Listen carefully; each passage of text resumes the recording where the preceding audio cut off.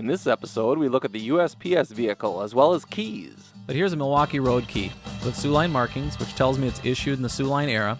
We look at the explosion of this Milwaukee Road locomotive, as well as listen to what the curmudgeon's gripe of the week is this week. All in this episode of SOO The Milwaukee Road. You've got mail. All right, end up doing these John Tyson USPS Jeeps. They're turning out quite nice. I've got one here we'll take a look at. The first thing I do is dive into research. I hop on the old interweb and start searching to find some images that are able to relate and tell me what I'm going to be modeling. Not all shots are going to be from the era. I try to find them from the 1980s. In this particular case, it was a 1984, 85-ish photo. But there are some of these that are out for sale, which actually for sale websites are great because they show a lot of different details and perspectives of the vehicle you're working on. As you can see here, this did have a lot of details to it.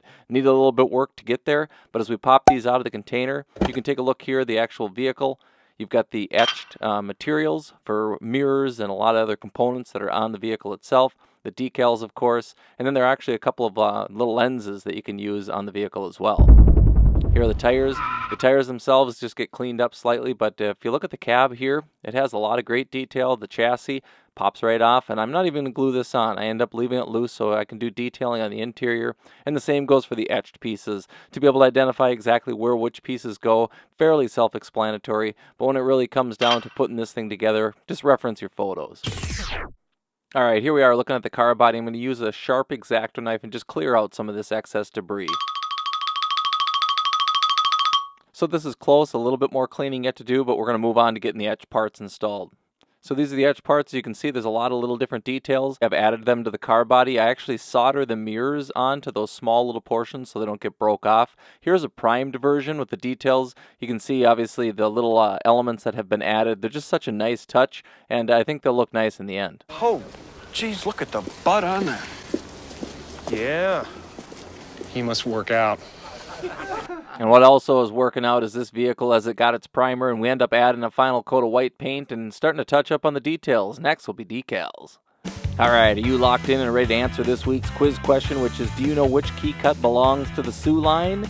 Would it be A, this funky cut, B, this gem, C, this beauty, or D, this delicate cut? Deli. We'll find out later in this episode.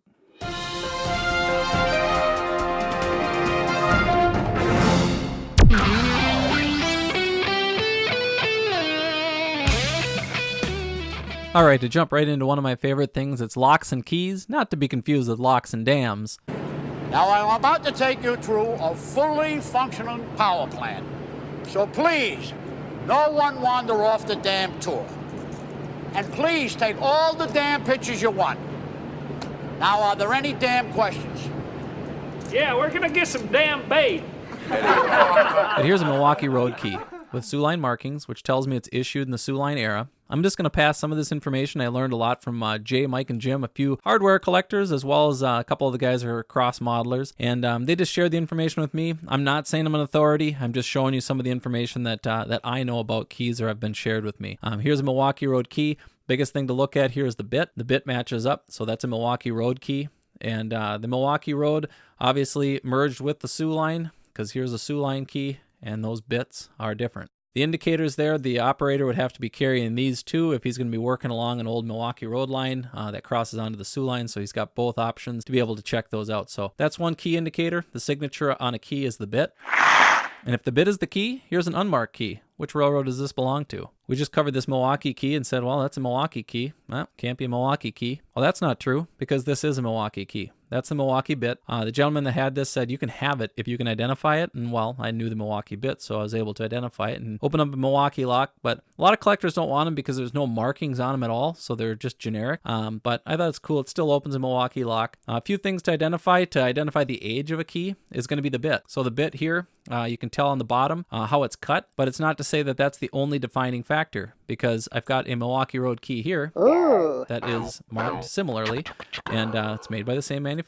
And you look at it and say, well, which one's older? Well, this one looks more worn out. Well, this one actually is older because it has the tapered barrel. It has the markings that are on it, and the markings are Chicago, Milwaukee, and St. Paul, with the S standing for switch. And the actual key itself is older just because this style of key is not done as often as one that's done like this here. This is a little bit newer. So I call this 1920s. This is probably closer turn of the century, but the biggest thing is that it doesn't say P&P. The N Pacific being added is post 1926. That's one thing to identify for age, as well as the bit on the bottom in general. If it's completely filled in, so this is a newer key. This is Minneapolis Northfield and Southern, made by Adlite, and here is an older key. So the older key, you can see the older bit. You see the markings that are on the barrel here. These three shows you an older key. It's got a little bit more character. The markings that are on it, you can see the letters look a little bit nicer. From an age standpoint, I know this one's newer, this one's older. This one I might even carry on my keychain just because it's so new.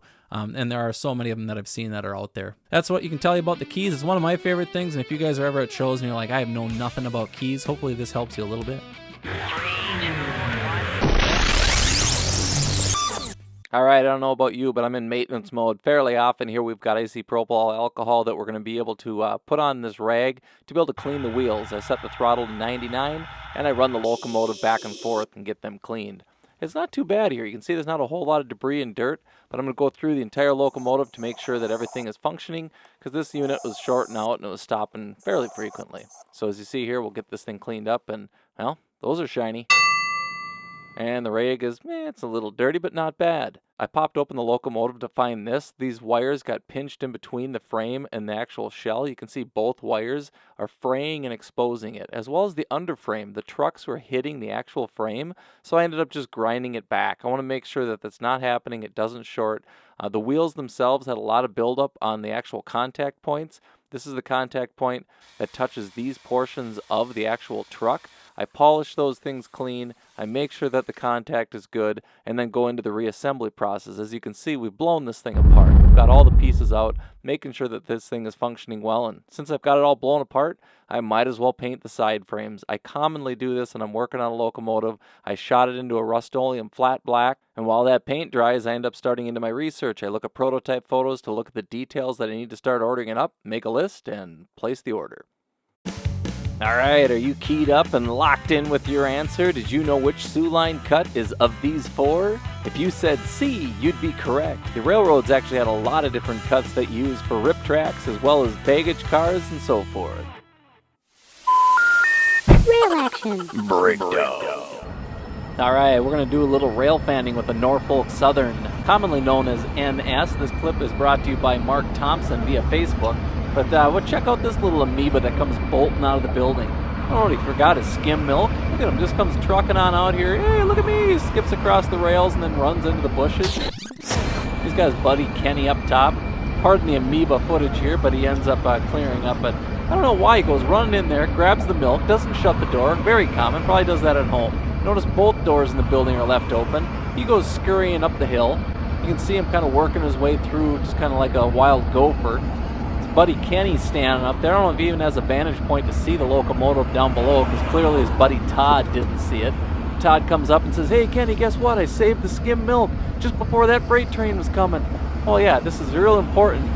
Kenny's sitting there giving him a lecture about his life lessons. You realize how stupid you are? Well, you don't realize how dumb I am drinking skim milk. As this freight train comes rolling in, we're just going to let you enjoy the audio.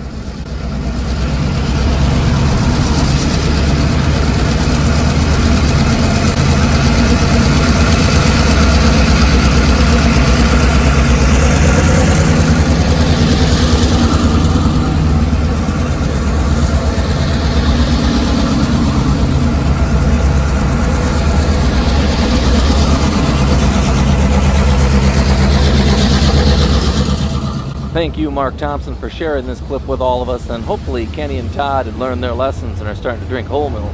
You know, if they're going to get hit by this train, you might as well make sure those bones can withstand the impact. So often when I'm picking up the kids, I end up just grabbing a box of tools and a project like this one here. I put the windows in and finished up the decaling. The project itself ended up turning out quite nice, a fairly simple, straightforward paint job, all white, and then the decals and details well done by John Tyson. And we also finished up the SW7 that I was working on for a fellow modeler by adding a few extra details. And one of the things I did like about Details West details is they're cast, so you're able to flex the hoses to make them a little bit more unique and look like they're more pliable. End up turning out quite nice. So I'm going to let you guys just look at the finished product here, and we'll catch you on the flip side.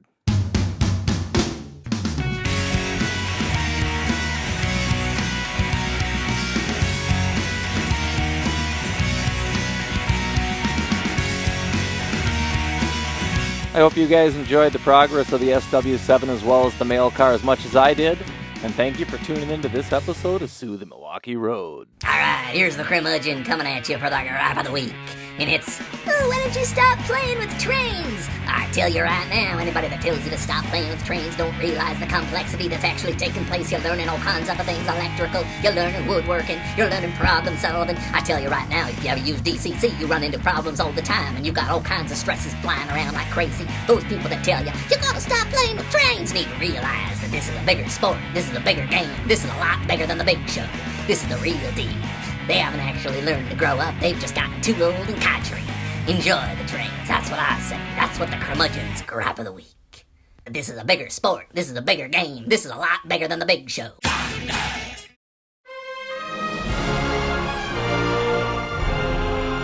Be sure and hit the like button. You can click here to subscribe. You can also check out other episodes of SOO The Milwaukee Road, as well as take the tour of the GN in 1970.